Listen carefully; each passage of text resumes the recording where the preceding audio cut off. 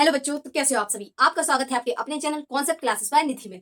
तो आज अपन काफी टाइम बाद पढ़ेंगे रस छंद अलंकार में से। आज अपन पढ़ेंगे छंद, जिसमें से अपन को पढ़ना है आज सोरठा और रोला। इन दोनों को अपन बहुत अच्छे से समझ लेंगे आज। बस आप लोग देखते जाइए और समझते जाइए, और जो समझ में नहीं आए मुझे कमेंट में जरूर बताना, मैं आप लोगों को दोबारा समझा दूंगी, ठीक है। सबसे पहले हम देखते हैं सोरठा की परिभाषा कि आखिरकार सोरठा कहते किसे हैं। तो देखो, सोरठा की परिभाषा, सोरठा दोहे का उल्टा रूप सोरठा कहलाता है। यह एक अर्धसमात्रिक छंद है, अर्थात इसके पहले और तीसरे चरण में 11-11 मात्राएं, दूसरे और चौथे चरण में 13-13 मात्राएं होती हैं। देखो सोरठा क्या है, सोरठा ना दोहे का उल्टा रूप है। सबसे पहले अपन को ये याद रखना है कि सोरठा दोहे का उल्टा रूप है और यह एक अर्धसमात्रिक छंद है। और इसके प्रत्येक चरण में, मतलब पहले और तीसरे चरण में, देखो जैसे कि ये है पहला चरण, इसमें सोरठा में 4 चरण होते हैं। जैसे कि ये है पहला चरण, यहां से यहां तक, यहां से यहां तक दूसरा चरण, ये तीसरा चरण और ये चौथा चरण। तो पहले और तीसरे चरण में होती है, पहले और तीसरे चरण में होती है कितनी, 11-11 मात्राएं। कितनी होती है, 11-11 मात्राएं पहले और तीसरे चरण में। और दूसरे और चौथे चरण में कितनी होती है, 13-13 मात्राएं। कितनी, 13-13 मात्राएं। और दूसरे और चौथे चरण में 13-13 मात्राएं होती है, ठीक है। तो ये है सोरठा की परिभाषा, बहुत ही सरल है।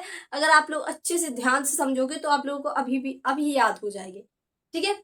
तो बस आराम से समझते जाइए, मैं समझाती जा रही हूँ। अब देखो, अब अपन को देखना है कि ये मात्राएं कैसे लगाएं।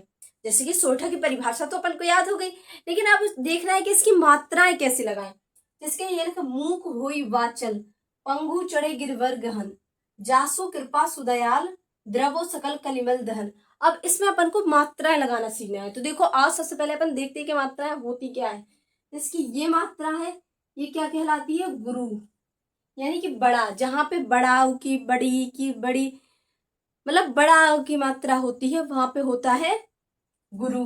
और की छोटा की मात्रा होती है, मतलब जहां पे शब्द छोटे होते हैं, जिसमें या कोई मात्रा नहीं रहती है, तो वहां पे लगता है लघु। क्या लगता है, लघु। तो अब जितना तुम लोगों को यहाँ से समझ में आया, ठीक है। अब अपन उदाहरण से समझेंगे।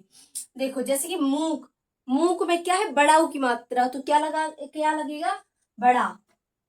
गुरु, तो ये फिर का यानी छोटा है, इसमें कोई भी मात्रा नहीं है, ये छोटा है, तो यहाँ पे लगेगा लघु। तो ऐसी मात्राएं लगानी पड़ती है। अब एक चीज और, चलो अपन चेक कर लेते हैं कि इसमें कह रहा है इसके पहले और तीसरे चरण में 11-11 मात्राएं होती हैं, ये बोल रहा है। तो पहले और तीसरे चरण में तो अपन गिन लेते हैं, पहले और तीसरे में 11 दो। देखो, गुरु को गिना जाता है 2 और लघु को गिना जाता है 1, ठीक है। तो गुरु की यहाँ 2 है, 2 और 1 3 और 2 5 और 1 6 और 2 8 और 2 10 और 1 11, ये 11 हो गई। अब तीसरे चरण में देखना है, 2 और 1 3 और 1 4 और 2 6 और 1 7 और 1 8 और 2 10 और 1 11, ये भी 11 है। ये तो साबित हो गया कि पहले और तीसरे में 11-11 मात्राएं होती हैं। अब इसके बाद अपन देखते हैं दूसरे और चौथे में। इसमें चाहिए अपन को 13-13 मात्राएं, 2 1 3 और 1 4 और 2 5 6 7 8 9 10 11 12 13 हो गई। इसमें भी 13 मात्राएं हैं। और यहाँ पे गिनो, देखो जैसे कि 1 और 2 3 4 5 6 7 8 9 10 11 12 13, इसमें भी 13 मात्राएं हैं, ठीक है। तो यही होता है सोरठा। और सोरठा का उदाहरण बहुत ही सरल है, आप लोग कर लेना, ठीक है। तो एक बार और अपन शॉर्ट में समझते हैं। दोहे का उल्टा रूप सोरठा कहलाता है। इसके पहले और तीसरे चरण में 13-13 11-11 मात्राएं होती है, दूसरे और चौथे चरण में 13-13 मात्राएं होती है। और गुरु लघु को, गुरु को बड़ाऊ की मात्रा में लगाया जाता है, लघु को जहाँ पे कोई मात्रा नहीं होती वहां पे लगाया जाता है, और गुरु को 2 गिना जाता है और लघु को 1 गिना जाता है, ठीक है। आशा करती हूँ आप लोगों को सोरठा समझ में आएगा। और वीडियो अच्छा लगे तो लाइक करें, कमेंट करें, चैनल को सब्सक्राइब करें।